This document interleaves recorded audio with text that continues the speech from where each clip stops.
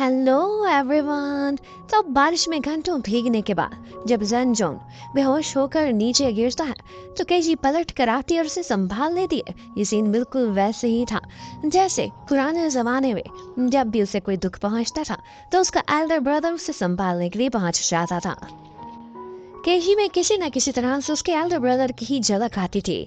शायद केजी के वो इंसेस्टर्स में से हो। अब वो उसे अपने साथ कैरी करके घर ले जाती है और उसके बाद जब जैन जून को होश आता है तो केजी उसे बताती है कि मैं तुम्हें लेकर तो आई हूँ, लेकिन टैक्सी ड्राइवर बहुत ही स्वीट था। उसने ही तुम्हारे कपड़े चेंज किए, मैंने तो अपने हाथ भी नहीं लगाया। और इसके साथ ही वो उसके लिए मेडिसिन बनाने लगती है। अब यहाँ पर जैन जून की नजर उसकी डीप नेक पर पड़ती है तो उसे एकदम से कुछ ख्याल आने लगते हैं। वो सोचता है कि इस लड़की का मैंने बहुत ही एडवांटेज उठा लिया है। वो आज से पहले कभी भी किसी लड़की से इतना क्लोज नहीं हुआ था जितना कि वो केजी से हुआ था। और अब बार बार उसे यही ख्याल आने लगते हैं कि जिस तरह से उन्होंने एक रात एक ही बेड शेयर किया था।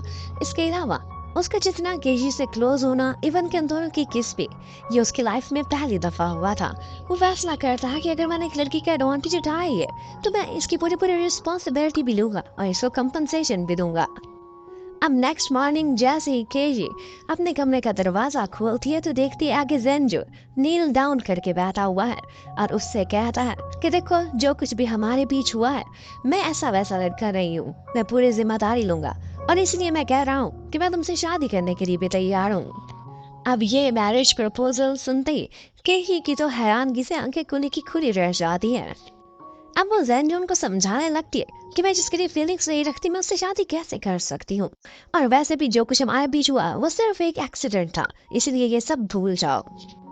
उधर हमें दिखाते हैं कि अब जैन जून वाला कैप्सूल बिल्कुल खाली पड़ा हुआ था, जिसकी वजह से चेयरमैन बहुत परेशान होता है और वो प्रेसिडेंट से यही कहलवा देता है कि सबको बता दो कि वो एंटीक स्वॉर्ड वापस मिल गई है, लेकिन खामोशी से हम सारों की हरकतों पर नजर रखेंगे। अब नेक्स्ट डे नाश्ते की टेबल पर रंजन दोबारा से केजी से पूछता है कि तुमने शादी वाले सवाल पर मुझे जवाब नहीं दिया था। अब केजी को समझ नहीं आ रही थी कि इस भोले भाले से लड़के को मैं कैसे समझाऊं। वो उससे कहती कि देखो, किस होना या हक करना हमारे जमाने में एक छोटी सी बात है, लेकिन जैन जून के लिए ये बहुत बड़ी बात थी। वो जिस टाइम से आया था उसने भी फैसला किया हुआ था, सोच लेता है कि शादी तो मैं इसी से ही करके रहूंगा। अब यहाँ पर जंजन उससे कहता है कि बेशक ये घर मेरे रहने के काबिल नहीं है, लेकिन फिर भी मैं गुजारा कर लूंगा, लेकिन सिर्फ इस शर्त पर कि मुझे 2 सर्वेंट्स रख के दे दो, अगर दो नहीं तो एक तो जरूर रख के दो। अब यहाँ पर फिफ्टी भी आ चुकी थी और वो फौरन से कहने लगती है कि मैं हर हाल में तुम्हारी मेड बनने के लिए तैयार हूँ, लेकिन ऐसी मेड जैन को किसी सूरत नहीं चाहिए थी जो कि बहुत फ्लर्ट करती थी। अब वो एक बहाने से मिस डार्लिंग को मना कर देता है।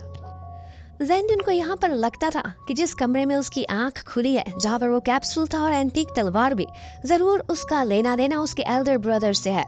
उसे शक था कि शायद एल्डर ब्रदर भी जमाने में आ चुका है और वो वही चेयरमैन होगा जिसके कमरे में मैं उठा था। वो तो खुद वहां पर जाकर ये सारा कुछ देखना चाहता था, लेकिन केजी बताती है कि चेयरमैन को आज तक किसी ने नहीं देखा और ना ही इंटरनेट पर उसके बारे में कोई भी इंफॉर्मेशन है। वो उससे बोलती है कि मैं वही काम करती हूँ, मैं खुद से पता कराऊंगी, पहले कोशिश करूंगी, ये ना हो कि वो तुम्हारा दुश्मन निकले, फ्रेंड होने की बजाय। अब नेक्स्ट डे ऑफिस के बाहर केजी को यूरान मिलता है जो उसे फ्लर्ट कर रहा था, और वो भी मरे मरे से उसकी कार में बैठ जाती है क्योंकि वो मैंग यूरान से कुछ बातें निकलवाना चाहती थी ऑफिस के बारे में। अब वो उसे बातों के बहाने एक दफा चेयरमैन के बारे में पूछती है कि क्या उसकी शक्ल मुझसे तो नहीं मिलती, क्योंकि उसे पता था कि जैन जून के एल्डर ब्रदर की शक्ल मुझसे मिलती है। लेकिन बैंक जरान में बहुत टेढ़ा इंसान था, उसने कहा कोई सीधा जवाब देना था, वो बस शरारत ही करता रह जाता है। अब उसके वालों के ऑफिस में एक मीटिंग होती है जिसमें उनको एक टास्क मिलता है कि एक सेलिब्रिटी है जो कि आजकल अंडरग्राउंड गई हुई है, उसके घर पर बहुत अरसे बाद एक पार्टी हो रही है, इसलिए उनकी एक रिपोर्टर डिस्कस करके वहां जाएगी और वो रिपोर्टर चुनी जाती है केजी, जिसको मैंग जेरान की गर्लफ्रेंड बनकर वहां जाना होगा। केजी को इसलिए चूज किया था क्योंकि वो थोड़े अरसे पहले ही यूएसए से आई थी और यहाँ पर बहुत कम लोग इसे पहचानते हैं। केजी बेचारी के पास पार्टी के लिए कोई फॉर्मल ड्रेस नहीं था, तो हीरान उसे अपने साथ शॉपिंग पर लेकर जाता है और एक ड्रेस उसके लिए डिसाइड कर लेता है। लेकिन इतने में उसे एक इमरजेंसी घर से कॉल आई थी और उसे भागते हुए वहां पहुंचना पड़ता है, क्योंकि पता चलता है कि जैनजू ने नहाने की कोशिश की थी और इसी चक्कर में उनके सारे घर में पानी जमा हो जाता है। अब जब केजी उसे डांट रही होती है तो यहाँ पर जिरान काफी इंजॉय करता है, लेकिन इतने में जैन जून की तलवार एक दफा गिरती है और उस पर जिरान की नजर पड़ने ही वाली थी, लेकिन केजी सारा कुछ संभाल लेती है। अब इसके बाद वो जैन जून के कमरे में जाकर उसे बताती है कि आज मुझे काम के लिए बाहर जाना है, मैं रात को लेट हो जाऊंगी। लेकिन जैन जून बहुत पॉजेसिव टाइप का इंसान था, उसने इस लड़की से शादी का फैसला किया था। वो कहता है कि लड़कियों का लेट नाइट तक बाहर रहना अलाउड नहीं है, इसलिए तुम 8 बजे से पहले पहले वापस आ जाना। अब केजी तो चली गई थी, उसे भी बहुत क्यूरियोसिटी थी, तो वो भी उसी चेयरमैन वाले रूम में दोबारा चला जाता है। उसके पास सुपर पावर्स थी, जिसकी वजह से सिक्योरिटी की नजर भी उस पर नहीं पड़ती। वो वहां पर सारी चीजें चेक कर रहा होता है, लेकिन इससे पहले कि उसे कोई भी क्लू मिलता, वहां पर प्रेसिडेंट मैंग आ जाती है और वो उनसे छुपने के चक्कर में वहां से बाहर निकल जाता है। जबकि उसी टाइम पर हमें दिखाते हैं कि पार्टी में पहुंची हुई होती है केजी जिरान के साथ उसके फियांसी बनकर। जबकि जैनजून खाना खाने के लिए रेस्टोरेंट पर जब पहुंचता है तो बिल के टाइम पर वो बहुत सारी चीजें अपने पॉकेट से निकाल कर रखता है और उसी में ही एक कॉन्डम का पैकेट भी था। अब शॉप वाले अंकल काफी हैरान थे उसकी ये हरकत देखकर। वो उसे समझाते हैं कि ये क्या चीज है और किस लिए यूज होती है, तुम उसे क्यों ऐसे लेकर फिर रहे हो। और यहीं पर जैनजून को याद आता है कि ये चीज एक्चुअली येरान की पॉकेट से सोफे पर गिरी थी और जैन को लगा था कि ये पैसे है, तो उसने उठाकर अपनी पॉकेट में रख लिया। अब उसे समझ आती है कि येरान तो बहुत ठरकी टाइप का प्ले बॉय इंसान है और मेरे होने वाली पत्नी उसके साथ कैसे सेफ हो सकती है, तो वो उसे बचाने के लिए फौरन से वहां से निकल पड़ता है। अब वो अपनी सुपर स्पीड में उसी पार्टी वाले वेन्यू की तरफ भाग रहा होता है, जबकि हमें दिखाते हैं उधर केशी के साथ एक मिसहैप हो जाता है, वो पानी में गिर के भीग गई थी। इतने में वो सुपर स्टार चिंग उसे अपने साथ अपने ही कमरे में ले जाती है और उसके लिए एक ड्रेस डिसाइड कर लेती है। इतने में जैन भी बाहर पहुंच चुका था और वो जिस तरह से बिल्डिंग पर चढ़ता है सिक्योरिटी को कुछ पता नहीं चलता और उसकी लैंडिंग सीधे उसी कमरे में होती है जहाँ पर उस टाइम पे केजी का ड्रेस हैंग कर रहा था। ये देखकर तो वो और भी परेशान हो जाता है कि यकीनन केजी सुरक्षित नहीं है, वरना उसका ड्रेस यहाँ क्या कर रहा होता। अब वो ऐसे ही वहां पर घूम रहा होता है कि अचानक से केजी उसे मिल जाती है। उसने बहुत रिवीलिंग ड्रेस पहना हुआ था। जैन ड्यून उसकी सुरक्षा करने के लिए वहां रेडी खड़ा होता है और फिर वो उसे एक और दिखा के कहता है कि मैं इसीलिए तो तुम्हें बचाने के लिए आया हूँ जिरान से। अब वो भोला भाला सा बहुत स्वीट लग रहा था और यहाँ पर केजी को उसकी ये इनोसेंस कहीं ना कहीं बहुत अच्छी लग जाती है। बेशक वो जाहिर नहीं करती और मुंह से नहीं कहती, देखिए वो बहुत स्वीट था। अगर हमें अंदर दिखाते हैं कि सेलिब्रिटी चिंग अचानक से मिसिंग हो गई है और उसी टाइम पर पुलिस भी पहुंच जाती है, जो कि केजी को अपने साथ ले जाती है क्योंकि केजी ही उसके बेडरूम तक गई थी। अब वो इन्वेस्टिगेशन के बीच बताती है कि एक सीन मैंने देखा था, चिंग किसी लड़के से लड़ रही थी और वो शायद उसका एक्स बॉयफ्रेंड था। इसके बाद क्या हुआ वो कहती है मुझे कुछ पता नहीं है। उसने पुलिस को तो नहीं बताया था कि उसने एक्स बॉयफ्रेंड की शक्ल देखी है, लेकिन एक्चुअली उसने देखी थी। सिर्फ देखा ही नहीं था बल्कि उसके इयररिंग्स में ये सारा कुछ रिकॉर्ड भी हो रहा था। वो लड़का और कोई नहीं बल्कि जिरान था, जिसको चिंग बार बार शादी के लिए मनाने की कोशिश कर रही थी। लेकिन बाद में केशी को जिरान बताता है कि बेशक हम लड़ रहे थे, मैं वहां से चला गया था और मेरा उसके मिसिंग होने से कोई लेना देना नहीं है। यहाँ पर प्रेसिडेंट मैंग भी पहुंची हुई होती है और वो उसे कंपनी की रेपुटेशन की बात कहकर चुप करा देती है कि इस वीडियो के बारे में किसी को ना बताना, इससे कुछ साबित भी नहीं होता। अब जब केशी घर वापस लौटती है जैन तब तक नहीं था और वो अपनी पुरानी आदत के मुताबिक बड़े मदद से अपने कपड़े चेंज कर रही होती है कि अचानक से जैन आ जाता है। उसने अपना ड्रेस अनजिप कर दिया था और जैसे ही वो आता है उसकी फ्रॉक अपने पैरों तले आती है और नीचे गिर जाती है। और इस एम्बैरेसिंग मोमेंट पर जैन ने उसको बहुत अच्छे से गौर से देख लिया था और फिर उसके बाद वो पीछे की तरफ मुड़ जाता है। अब यहाँ पर केजी उसे बहुत डांटती है जब वो उसे बताता है कि हाँ मैंने तुम्हें देख लिया है। वो उससे कहती है कि ऐसे मौके पर लड़की को कहते हैं कि मैंने कुछ भी नहीं देखा। जैन बहुत इनोसेंट था, उसे अभी तक झूठ बोलना नहीं आता था। इतने में केजी बात बदलती है और कहती है तुमने सारा घर गीला किया है तो ये सारी बुक्स जो मेरी हैं अब ये तुम ही ड्राई करोगे। यहाँ पर जैन को बुक्स में बहुत इंटरेस्ट होता है। केजी उसके पास बहुत सारी बुक्स लेकर आती है और एक डिक्शनरी भी देती है कि अगर तुमने मॉडर्न वर्ड की फ्रेजेस देखनी है तो तुम यहाँ से हेल्प ले सकते हो।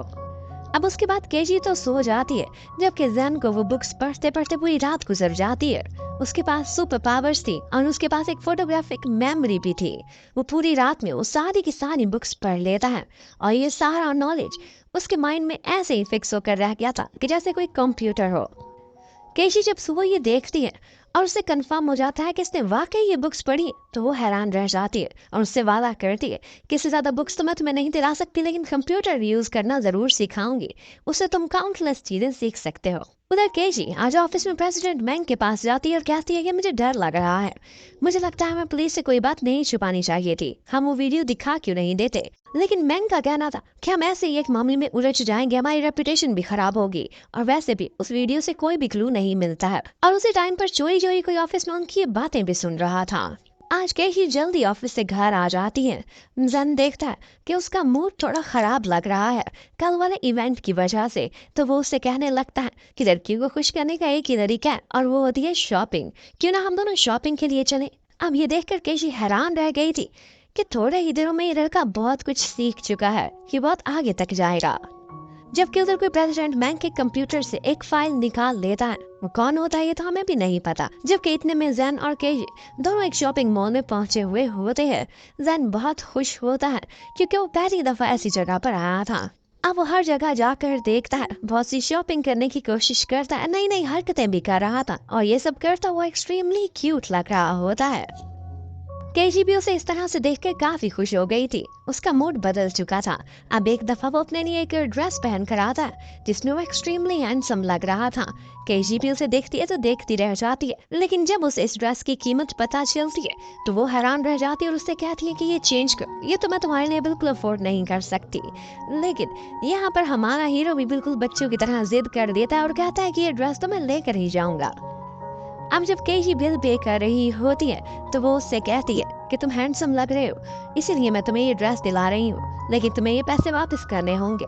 जैन भी वादा करता है कि एक दफा मैं कमाने लग जाऊँ तो मैं 10 गुना वापस करूंगा।